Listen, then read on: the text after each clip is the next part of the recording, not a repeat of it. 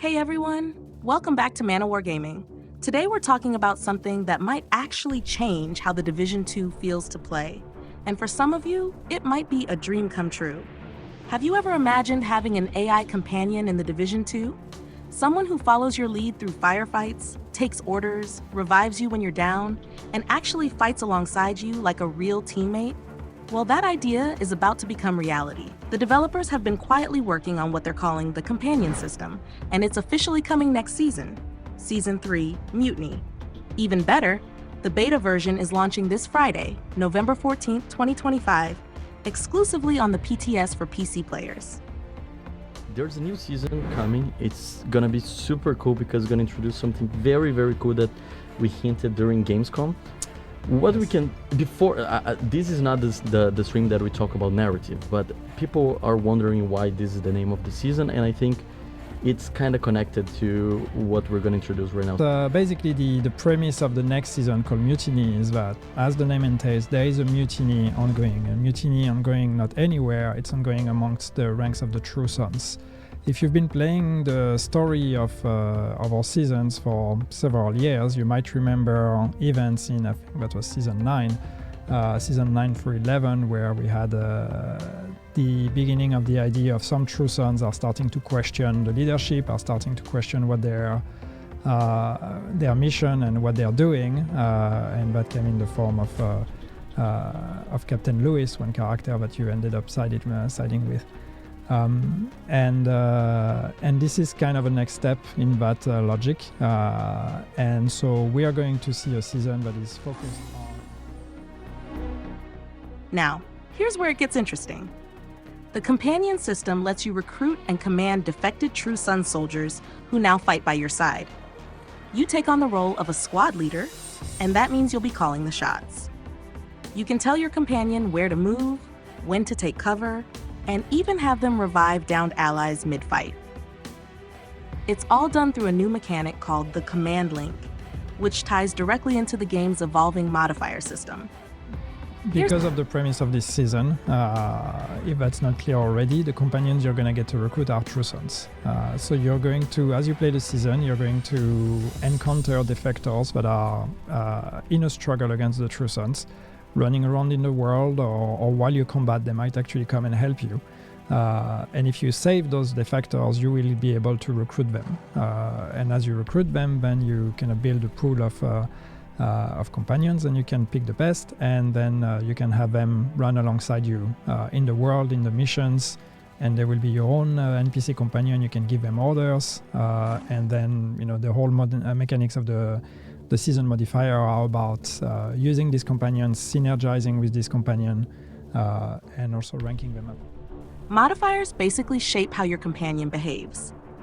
Active modifiers define what kind of abilities your companion can use in combat. Passive modifiers let you equip up to 3 bonus effects, kind of like buffs that tweak their performance. And then there are hostile modifiers. These are the curveballs. They're designed to break your coordination with your companion, forcing you to adapt and think on your feet. It's a smart system because it's not just about having backup, it's about building chemistry between you and your AI partner. As you progress through the seasonal journey, you'll unlock new mechanics, modifiers, and additional companion archetypes. And speaking of archetypes, there are 3 main ones you'll be able to recruit. First, you have the Assault Companion, your frontline bruiser who pushes forward, draws fire, and keeps enemies occupied. You'll start with this one during the introductory mission. Then there's the Medic, who focuses on keeping you and your team alive, reviving allies, and maintaining a defensive stance from behind cover. And finally, the Engineer. This one supports from a distance, with automated defenses and steady suppressive fire.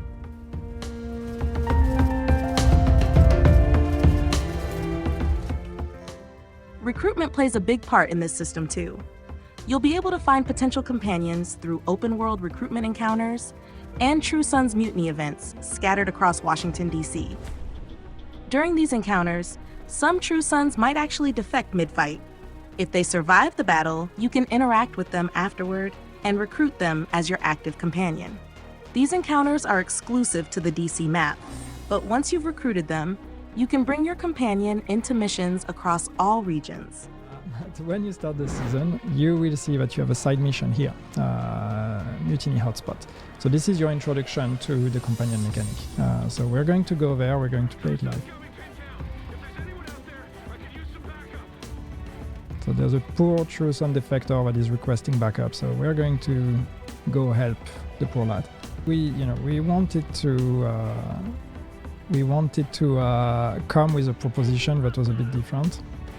And the idea of being able to play with an NPC companion felt like this would be, changing a lot of how the game feels. So that's our friend, and I'm going to be trying to help him out. That's the last one. Here you are. Okay. Okay, so this is just to give you an intro.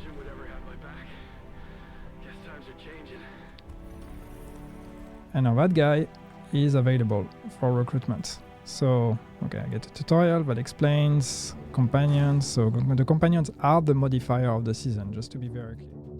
Each companion also has traits, and this is where the build depth kicks in. Every recruit comes with 2 random, class-specific traits. Some of these will make them stronger offensively, but weaker defensively. Others might boost their movement speed or resistance to status effects. The idea is to experiment, mix and match, and find the companion setup that fits your personal playstyle. So anyway, as I aim at this companion, now you can see that I have some information. So companions have traits that are randomly assigned. So every time you're going to find a companion, they will have a different combination of traits. So it's really up to you then to find the ones that fit with your playstyle. And they also each have an archetype. So we have 3 archetypes for companions. This one is an assault. The first one you get is always going to be an assault. So now I'm going to go ahead and recruit. Now, it's important to note, not every agent skill interacts with companions. For instance, the Reviver Hive can bring your companion back if they go down, but most other skills won't affect them directly. So don't expect your turret or drone to buff them automatically. According to the PTS livestream earlier this week, hosted by creative director Yannick Bonchereau and community developer Leo Lorenzoni, the companion system is still in its early stages. That's why this first iteration will roll out in beta on PC first. The devs want to test balancing, behavior, and how the new modifiers affect gameplay before expanding it to consoles. Yannick also explained that the companion system isn't meant to be a permanent feature. It will be removed once Season 3 wraps up. However, if players respond positively, the system could return in a different form in the future. So here's the big question. Do you think this new system could finally make solo play more dynamic? Or do you worry it might change how group coordination works? Maybe even too much? Would you rather have your AI companion act more aggressively, or play it safe and stick to support roles? I want to hear what kind of companion you'd recruit first: an assault, medic, or engineer. If you're excited about the companion system, let me know down below. And if you're planning to jump into the PTS this Friday, share your impressions, what you love, what needs work, and how it feels having a partner finally fighting by your side. That's all for today's video, but if you enjoyed this breakdown and want to stay up to date on everything coming to the Division 2 and beyond, make sure to hit that like button, subscribe, and turn on notifications. We've got more deep dives, build tests, and gameplay coverage coming your way right here on ManaWar Gaming. Thanks for watching, and I'll see you in the next one. Agents.